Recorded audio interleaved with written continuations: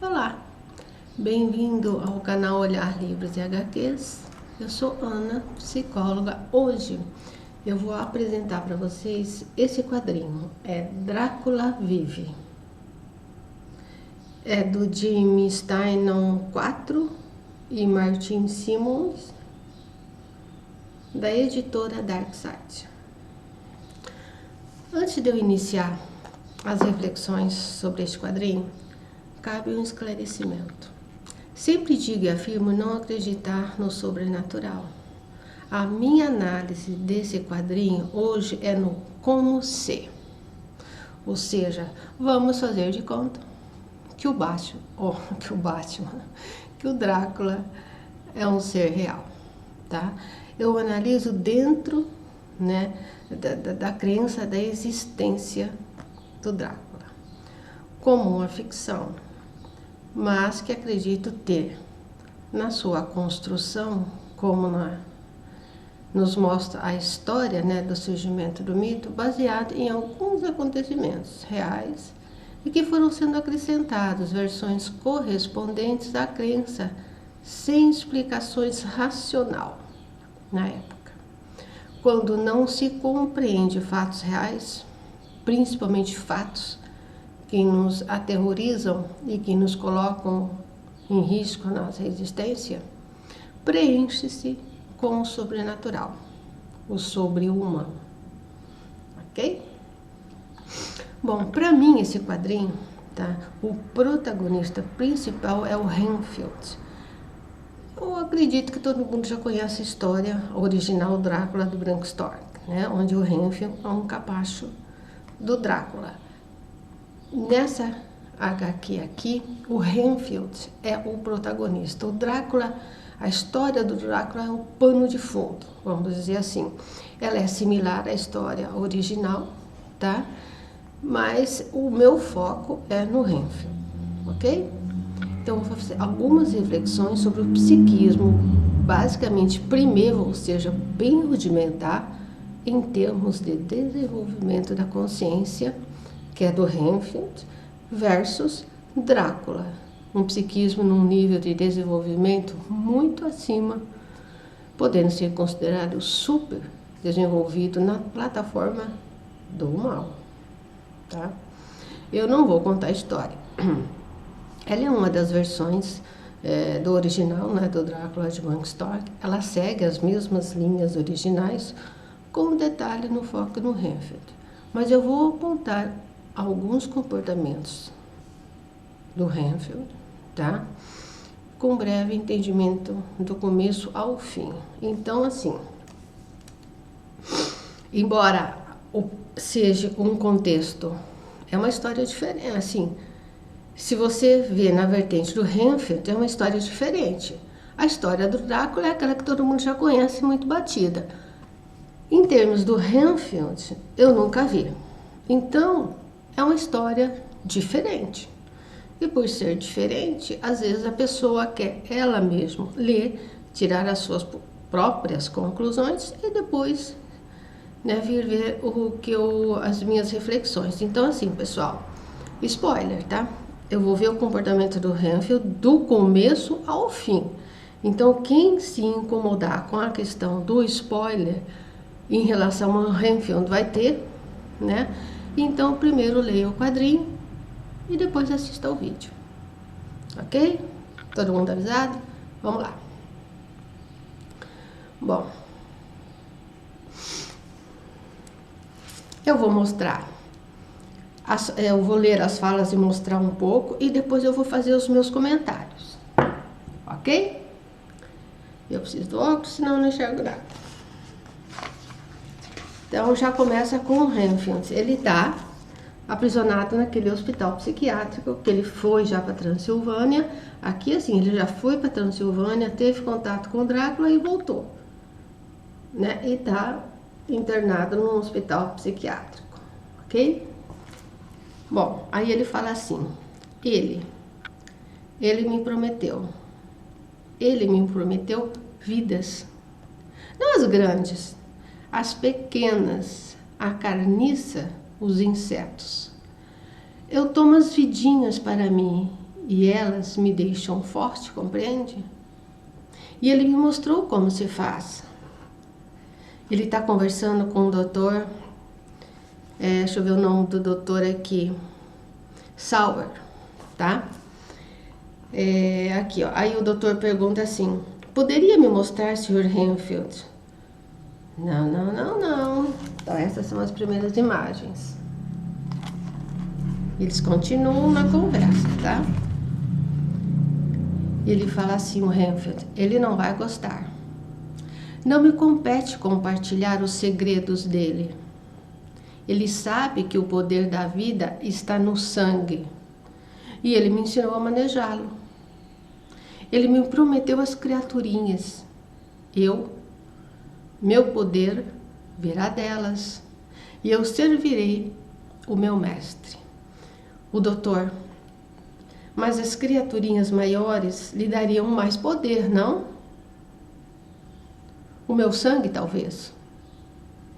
O Renfield: não cabe a mim tomar o seu sangue. O seu sangue pertence ao mestre. Do que você está falando, Renfield? Quem é o seu mestre? E na página seguinte, então essas são as primeiras falas. Bom, uma analogia que eu poderia fazer, tá? Para poder entender o fascínio de Renfield para com Drácula. Renfield tem um nível psicológico muito simplista em termos da consciência, praticamente voltada para a sobrevivência. Um ser totalmente invisível à sociedade. Mas como todo ser humano, por mais básico que possa ser, tem expectativas, tem sonhos para algo maior do que é. Quando Renfield aceita e se contenta com pequenas criaturas, nos mostra o quanto o seu psiquismo é desprovido de sonhos que vão além do que ele enxerga que é. Tudo bem se alimentar com pequenas criaturas, já que ele é um ser humano pequeno, correspondendo ao grau básico de desenvolvimento da consciência. Renfield sabe que jamais poderá chegar ao grau de grandeza e superioridade do seu mestre, e contenta-se em pertencer a seu universo. O que para ele, né, já é um grande feito, pois até o momento ele não pertencia a nada. É um psiquismo totalmente inocente, ingênuo, sem qualquer proteção. Há um psiquismo muito maior. Drácula. Ok? Vamos passando. Outra parte. Aqui, mais uma vez, ele está conversando com o Dr. Sauer, tá? E aí o doutor fala assim: fui informado de que a noite foi interessante, Sr. Phil. Todas as noites passarão a ser interessantes e serão ainda mais. O mestre está cada vez mais poderoso. Eu o sinto na minha mente, os seus pensamentos. Doutor: e o que pensa seu mestre? Ele não pensa em palavras. E se fossem palavras, seriam palavras estranhas, antigas, em uma língua esquecida, o que me é desconhecida. Ele pensa na língua da carência da fome. Ele está com fome há muito tempo, esperando para devorar todos vocês. E o doutor: então, aquele que está esperando, Sr. Renfield, pelo senhor, Dr. Seward, o senhor e homens tais como o senhor. O senhor não acredita em mais nada que importe, em nada que possa fazer mal ao meu senhor. Você só acredita em si, assim como ele acredita em si.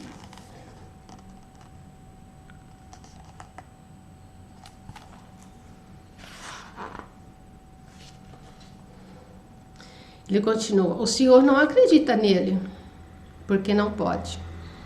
Não tem estômago para acreditar, mas ele acredita no senhor. Ah, o senhor vai gostar do que ele fará com o seu mundo, da cor que ele nos trará. De início não vai entender, mas o senhor irá gostar. E então ele o tomará. Vamos lá. Outra, é nessa fala do Hemphill, né, quando ele está conversando com o Dr. Seward, sobre a conexão mental, ou seja, psíquica, que ele tem com o Drácula. Não, é uma conexão sem palavras, ou seja, é um meio intuitivo, instintivo, se reportando à fase de desenvolvimento humano, onde ainda não existiam articulações das palavras, apenas uma intuição e gestos.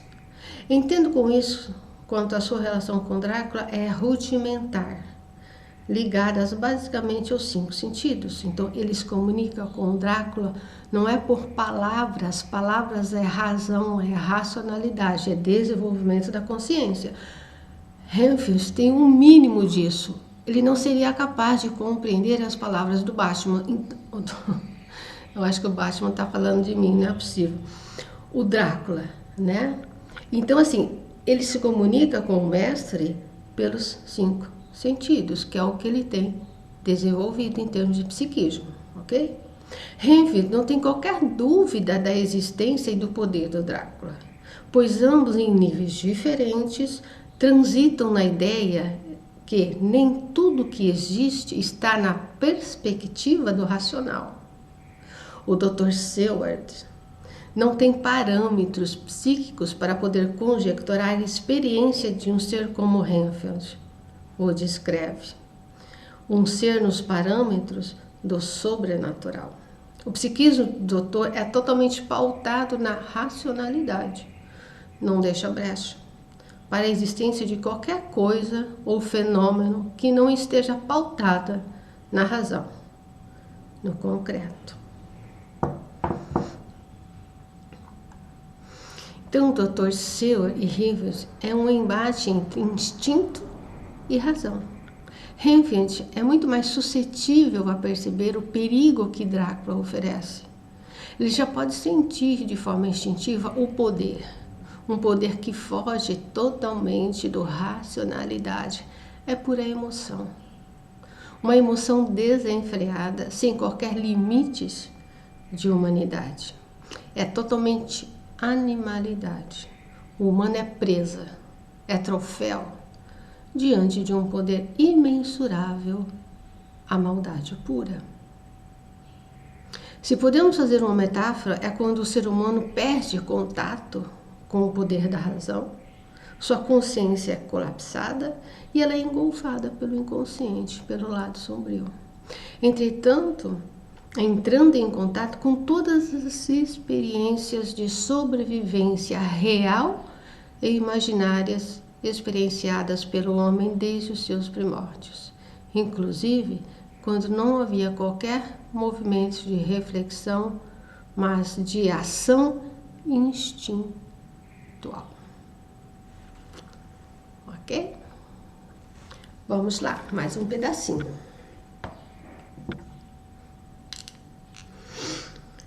Aqui, o Dr. Seward, ele acredita que o Hemphill está infectado, o sangue dele está infectado.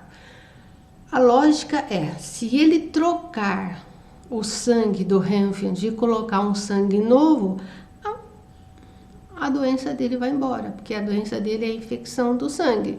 Trocando o sangue, e aqui ele está parlamentando com os outros médicos do instituto.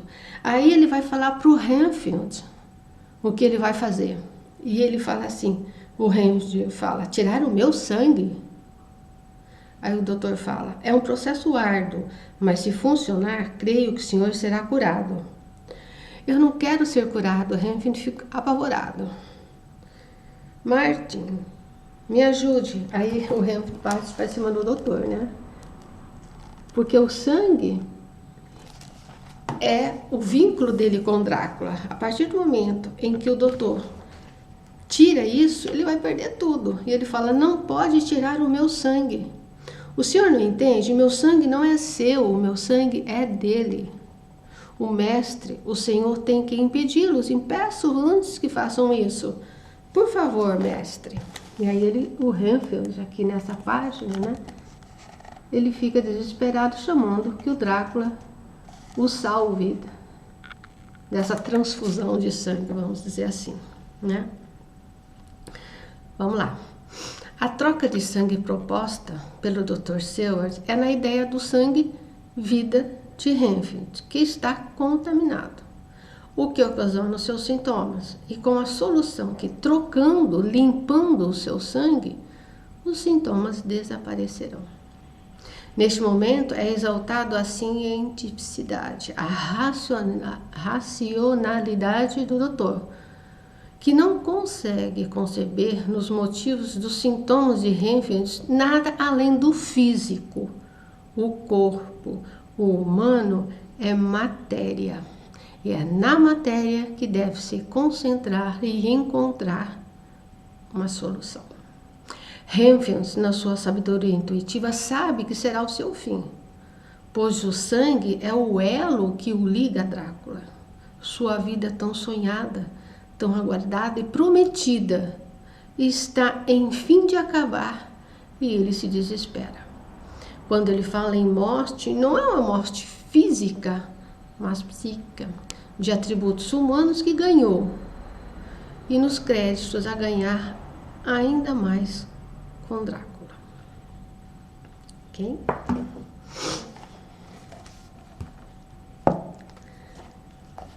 Seguindo. Renfield num momento, né? Aqui agora ele está sozinho.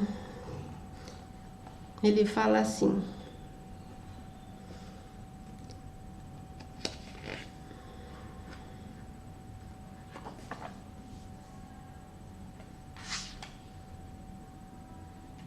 Ele fala, eu sou seu mestre, o senhor sabe que eu sou o seu. Por que não me deixa provar do poder pleno e puro? Sei que sou fraco, sei que sou insignificante. Eu devia ser grato por me deixar as coisinhas minúsculas, as criaturinhas. Mas sou apenas humano. Eu quero mais. Porque o Drácula agora já começa, aqui ele está sugando. Eles inverteram, né? Aqui ele está sugando o sangue da amiga da mina, né? Ele sabe disso, ele sente isso. Então ele fala, por que não fazer com elas, né? Com ele? Por que não dar mais a ele? Né? Porque só criaturinhas pequenininhas para ele, né?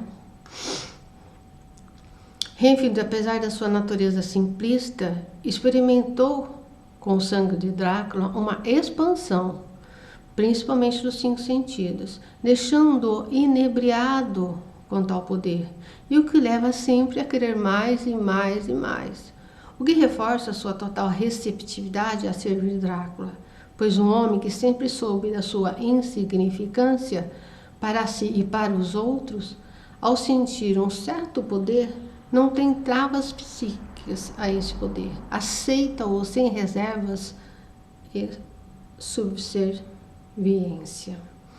Renfield não tinha qualquer, vamos dizer assim,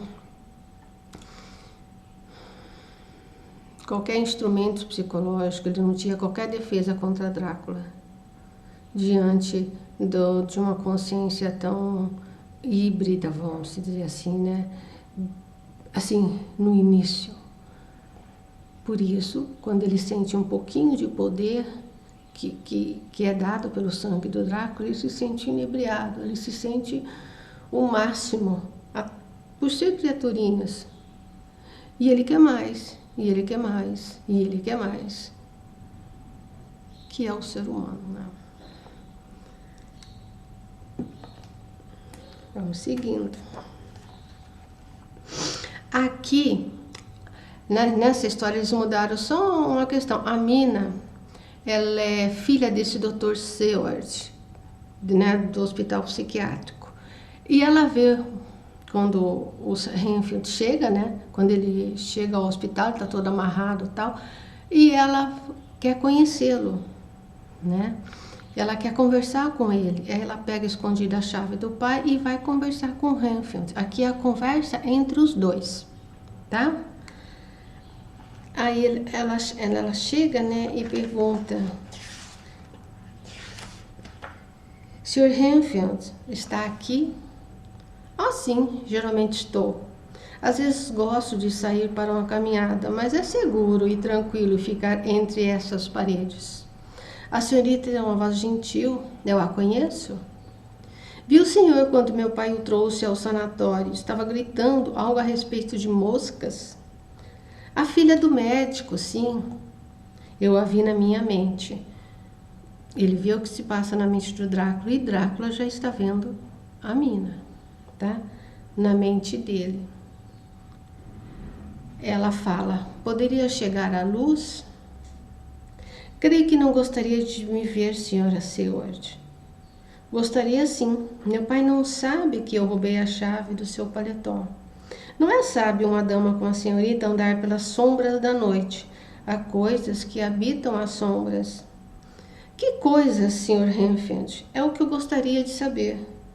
Não. A senhorita não quer saber.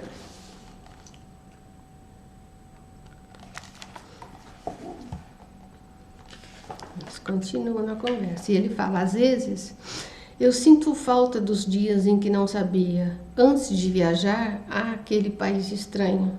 E isso que seu pai me fez, ele maculou o meu sangue, me depreciou, porque aqui ele já estava passando, tá? Pela transfusão. Eu tenho uma estranha compaixão pelas pobres almas que ele traz aos confins do hospital. Não queria sentir, queria que o mestre me tomasse por completo, que ele me deixasse se abrir as mãos dos sentimentos. Temo que passei a lhe causar desgosto, desinteresse. Não posso pensar assim. O meu mestre há de me escutar. Eu amo meu mestre. Está me ouvindo? Eu amo meu mestre. E ela: nossa, você está imundo. Vamos tirar esse lodo do seu corpo, sim? Você vai se comportar? Eu peço desculpas. Não queria incomodá-la. Está tudo bem, Sr. Renfield. Eu não lhe causo horror? A senhorita Seward. Causa. Mas não tanto quanto o espírito sombrio que assombra esta cidade. E quero saber o que aconteceu com a minha cara amiga. O que aconteceu com toda essa gente pobre? Aí o doutor chega, tá? Dá uma bronca nela, tal. E aí no finalzinho dessa conversa, o Renfield fala assim: senhor tem uma filha muito curiosa, Dr. Seward. E o doutor fala: cuidado, Renfield. Não, doutor, o senhor é que deveria ter cuidado. O inferno está chegando por todos os lados e o senhor se recusa a perceber.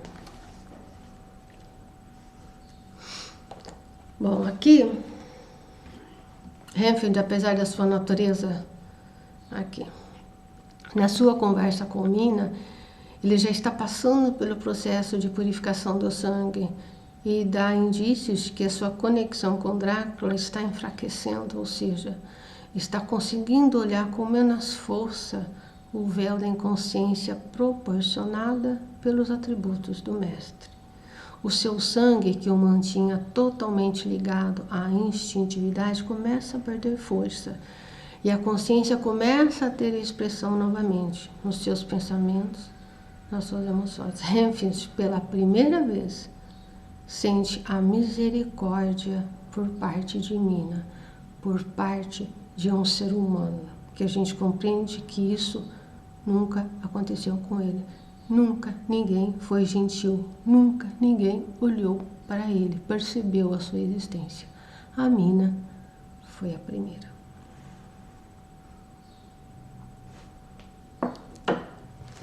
Seguindo.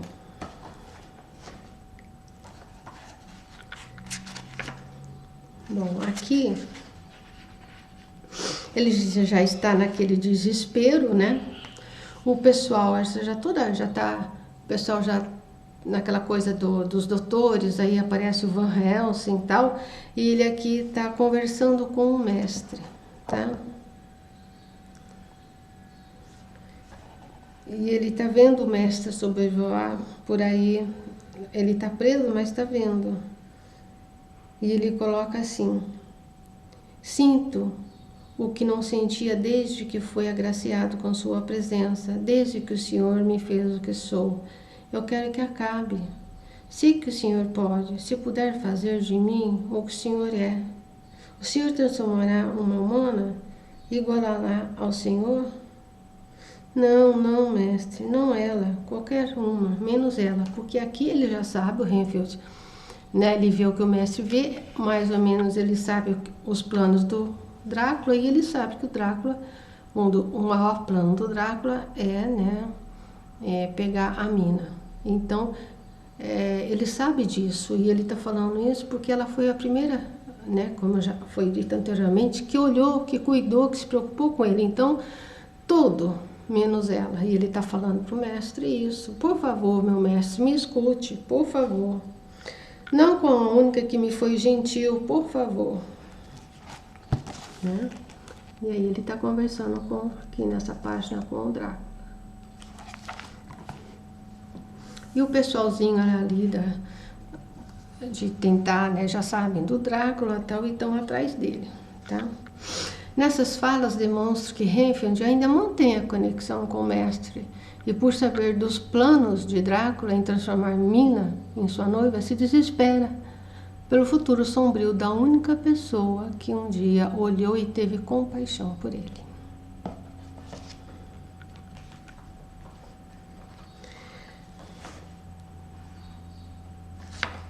Aqui, de novo, Renfield, né?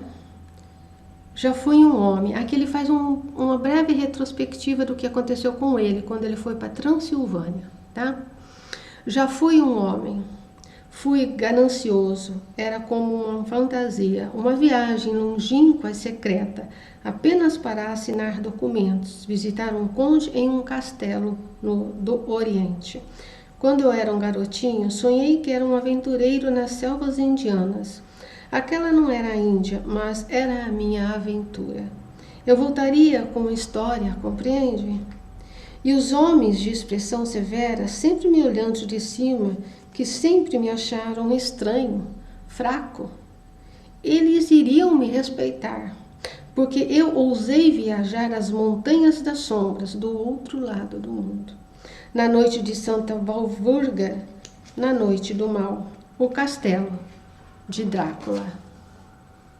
Ele disse que embarcaríamos na noite seguinte. Lembro sentir-me estranho. O poder dele já estava dentro de mim. Seus dedos raspavam no meu crânio por dentro. Surgiram suas noivas, que vieram sussurrar na minha mente. Elas disseram que me dariam prazer, tal como eu nunca havia tido. Mas ele as expulsou. Ele me daria algo a mais, ele me daria propósito, ele me daria poder.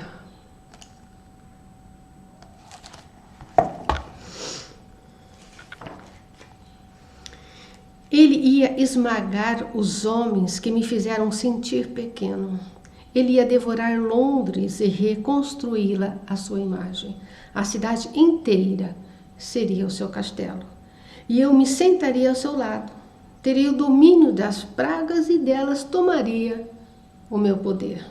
E eu queria isso mais do que isso em qualquer coisa.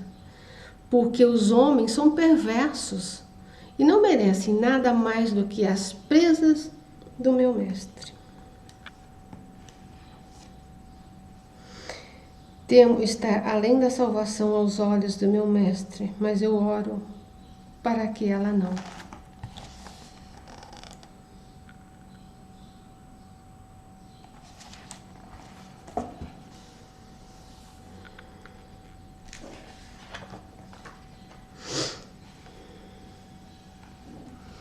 Bom, Por esse depoimento, eu posso entender o fascínio de Renfield, né, por Drácula, levado por seu senso de insignificância, mas também por ter sonhado um dia ser um homem que Drácula lhe prometeu.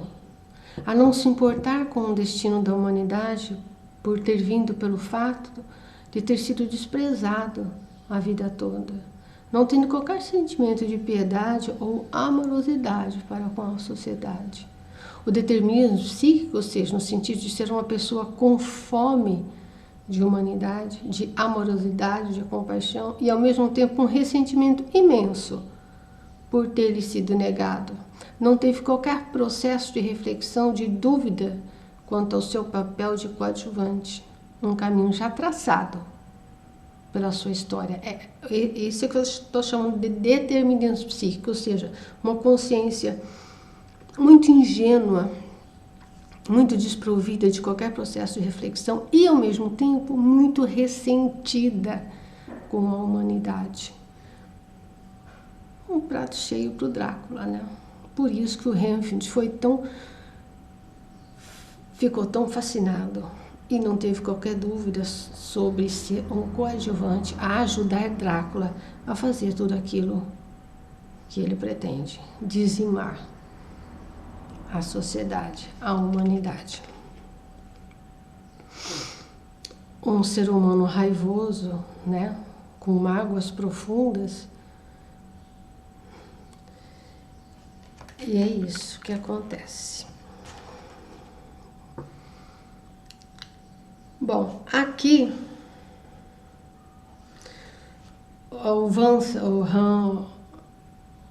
Helsing já contatou com aquele povo tal, e eles estão tramando ir no castelo do Drácula. E aqui é uma das conversas do Van Helsing com o Dr. Sauer. Eu peguei só um trechinho da conversa. Aí eles estão falando assim: se ao menos conseguíssemos arrancá-la da danação com nossas mentes, com nossa astúcia humana, nossa força de vontade, mas o orgulho é um pecado, doutor, do qual Drácula sabe se alimentar. Nós nos consideramos muito maiores, muito mais inteligentes do que os bichos da floresta, mas somos fracos, somos de carne e osso. Eles estão conversando, tá? Sobre o perigo que Drácula oferece, né?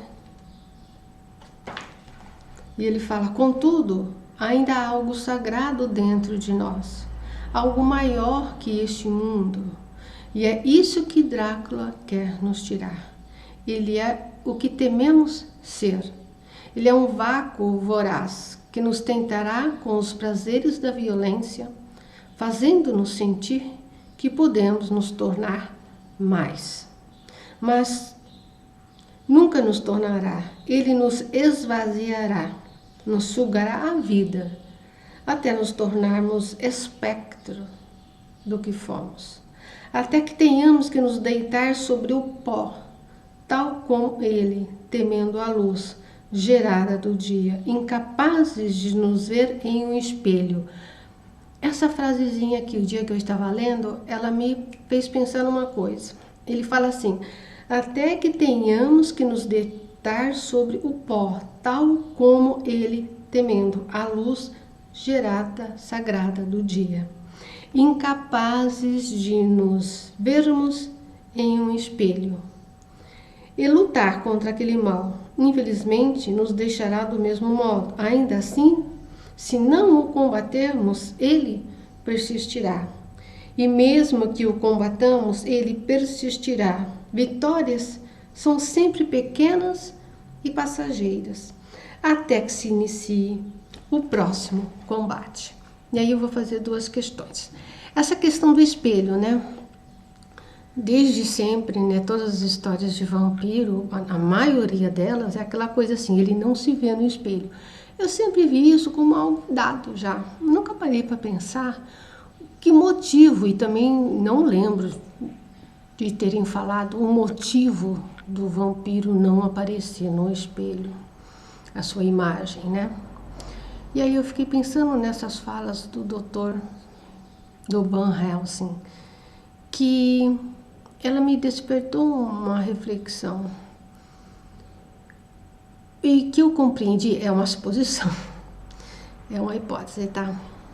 Que talvez os vampiros não se verem no espelho é devido a não querer ou não poder encarar o horror da sua alma. Me lembro também do quadro do Dorian Gray, onde aquela imagem ela ia ficando cada vez mais grotesca, né? É essa coisa, quer dizer, eles são tão maus, o ser vampiro, né? Ele é tão mau, ele é tão cruel, ele é tão horrível, que nem eles conseguem olhar para a sua própria imagem. Então, é diante da perversidade, é diante da horripilância da sua imagem, que eles têm, é como se fosse uma certa defesa, uma certa proteção deles para com eles mesmos, da maldade deles. Então, para eles não enxergarem concretamente a alma podre deles, eles não se veem no espelho. Eu achei interessante isso. Enfim, se vocês pensarem em outra coisa, digam aí.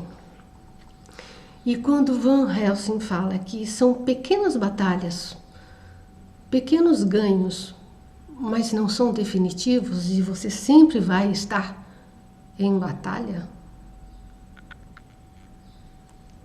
e ele fala: a batalha e vitória contra o mal representada por Drácula não cessará o mal em definitivo. O Drácula é um que representa, ele é um representante, ele é uma imagem do mal, mas ele não é o mal.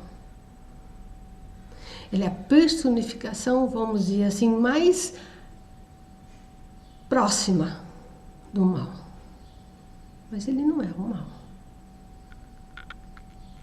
O mal sempre existirá em momentos de maior ou menor expressividade. Drácula é apenas um dos representantes. A luta é para todo o sempre. Amém. Tá? Estamos chegando no finalzinho, tá? Da história. Vamos lá. Aqui, Renfield, mais uma vez, aqui ele tá com o Drácula. O Drácula, ó, vou até mostrar para vocês, ele já capturou aqui, olha, ele já capturou a mina, ela já tá dentro do castelo dele, hipnotizada, né, óbvio, e o Renfield tá ali, né, e aí ele fala assim, e o pessoal, o Van Helsing, o Dr. Selwyn, já estão também dentro do castelo. Aí ele fala assim, o Renfield: garantirei sua segurança, tal como me ordena, mas talvez o senhor possa invocar outros ratos para que me sinta forte, corajoso bastante. Mina, não fui eu que os trouxe. Esse mina é o pessoal chamando ela, né? E o Renfield fala: não fui eu que os trouxe. Eu não sabia, eu juro. Sou leal ao senhor, mestre, sou seu escravo, eu não o traí. Oh, não me mate, deixe-me viver, portanto. Castigue-me, torture-me, mas deixe-me viver. Não posso morrer com tantas vidas na consciência, tanto sangue nas mãos.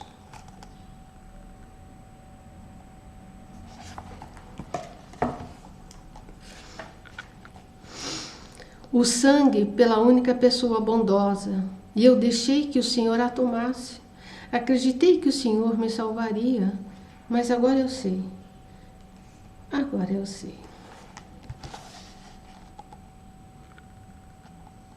Estão vendo? Tá dando reflexo, né? Mas o Drácula tá, né? Feriu ele às beiras da morte aí. E nesse momento ele compreende o engodo.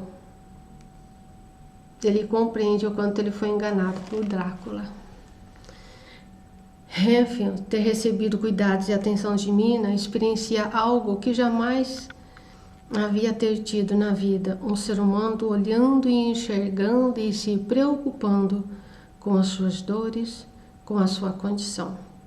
Este cuidado, essa experiência direta, deixa uma marca em Renfield, uma marca de amorosidade, Ele sente pela primeira vez na vida alguém se preocupando com ele e consegue perceber o seu destino, ou seja, sabe que Mina é um alvo principal de Drácula, pois ainda mantém um certo elo de ligação psíquica com o mestre. Renfield finalmente entende que tudo foi uma ilusão. O seu elo com Drácula nunca aconteceu realmente como ele queria. Foi apenas um objeto de descarte que no final não representou nada para o Drácula.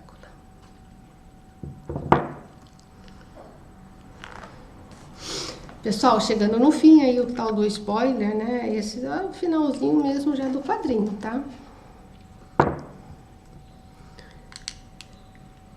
O pessoal tá ali dentro do castelo. O Dr. Sauer acha o Renfield no chão. E o Renfield fala: doutor, sinto muito. Houve um momento em que eu poderia tê-la salvado, mas ele me prometeu. E o doutor fala: deixe estar, eu posso salvá-lo. E o Renfield: não, creio que não. Sempre fui pequeno, um homem pequeno para ele, um inseto, mas ele prometeu me tornar maior. E eu quis. E o doutor fala: silêncio, Renfield. Não preciso de remédio, doutor Seward, preciso de boas graças. E o doutor: não sou religioso, não como o professor Van Helsing. E aí eles estão aqui. Não preciso de orações, apenas de parte do seu coração, da mínima compaixão, como sua doce mina demonstrou. O que resta fazer, Sr. Renfield? Seu mestre morrerá em breve. Tenho certeza disso. A maldição de Drácula logo deixará Londres.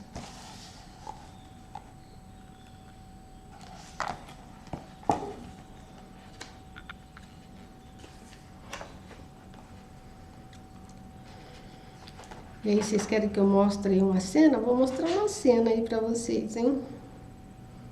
Bem, vou mostrar um pouquinho.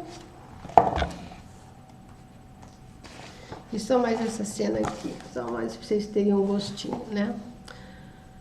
Bom, Renfield, na sua simplicidade, no final, entende que Drácula é o mal imortal.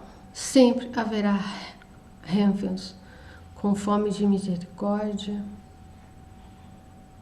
Deixa eu ver aqui. Não, desculpa, pessoal, me distendi aqui, acho que ainda não é isso. Aqui. No fim, as emoções devotadas à mínima parecem despertar nele o horror que significa Drácula, seus atos inumanos, e procura a redenção. É um contraponto, né? Pois procura a redenção nos braços da figura de Seward, que durante toda a história ficou preso à racionalidade, e só no final, experienciando o horror do Drácula, que ele pôde entender que o humano é muito mais o que ele sempre havia sabido e acreditado. Talvez morrer nos braços do doutor possa significar o encontro de dois psiquismos, um que encontrou tarde demais a sua humanidade e o outro que acabou de achá-la de forma nunca antes inimaginável. E nas emoções finais, Renfield: o Senhor vive neste mundo e acredita no que diz. Não acredita que outros homenzinhos como eu tentarão se elevar com grande poder? Que sairão à procura disso? E o doutor: Drácula não é um homem, Drácula é imortal, eterno. O que está acontecendo na cripta logo abaixo não importa, o mundo será dele. O Renfield está falando isso. Mas o Senhor terá sua filha, assim espero. E aí ele fala: pode me dar as graças, doutor? Pode me perdoar pelo que fiz? Pode me ver como um homem e não como um inseto? Renfield: por favor, doutor. É claro que eu o perdoo. E o Renfield: ainda estou condenado, mas condenado como um humano, não como outra coisa. Eu agradeço.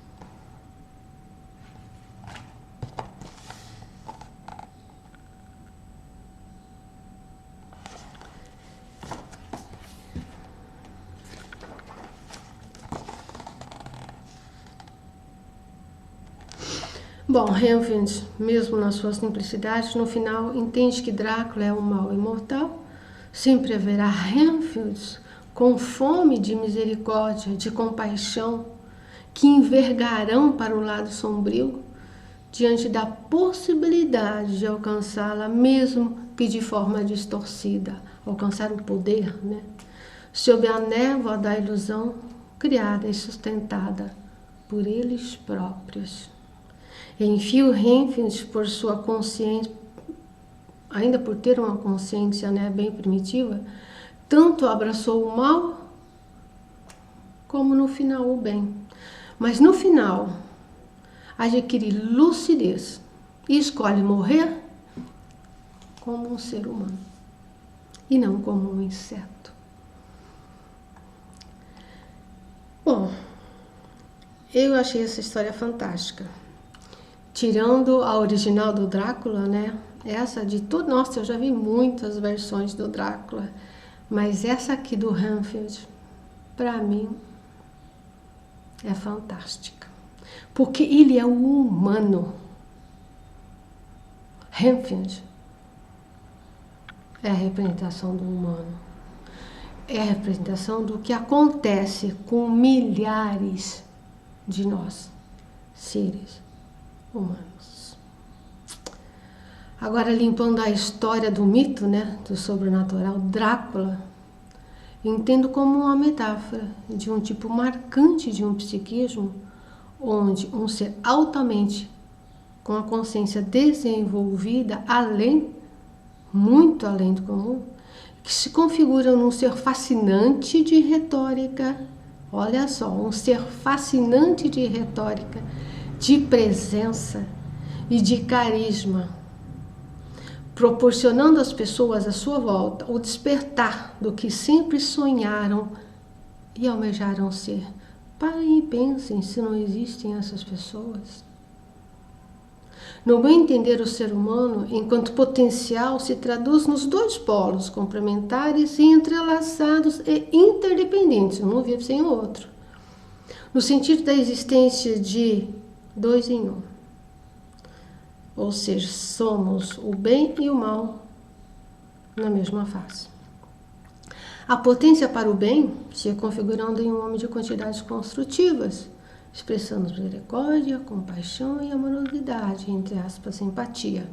A potência para o mal se configurando em um homem destrutivo, o psiquismo envolto e expressivo pelo egoísmo, a ferocidade, a ganância, a vingança e por aí vai, que a gente já conhece, né? O psiquismo de Drácula é a expressividade da pura maldade. Ele é um exemplo do egoísmo, do aniquilamento. Um psiquismo altamente evoluído, muito acima da média, porém atrelado ao lado sombrio e não o lado luminoso do ser humano.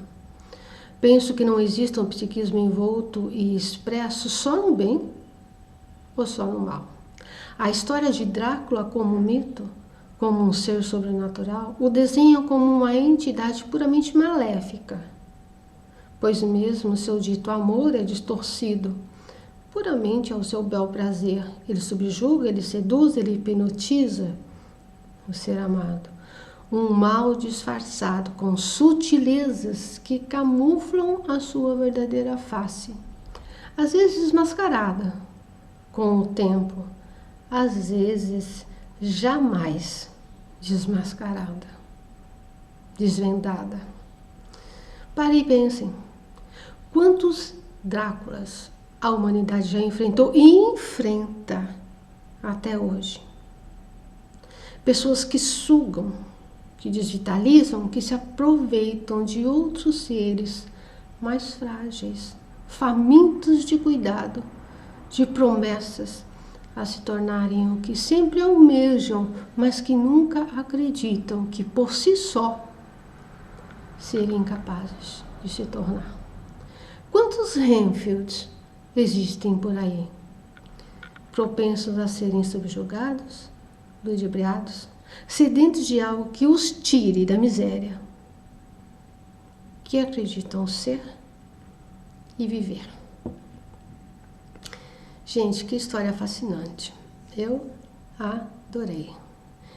Eu adoro um terrorzinho, mas essa história aqui é terror humano, não é terror sobrenatural. Essa história aqui somos nós, Renfields, Dráculas, Dr. Seward. Adorei. Para quem gosta do tema, tira a questão do mito, vê o Drácula como humano. Dois humanos, dois psiquismos.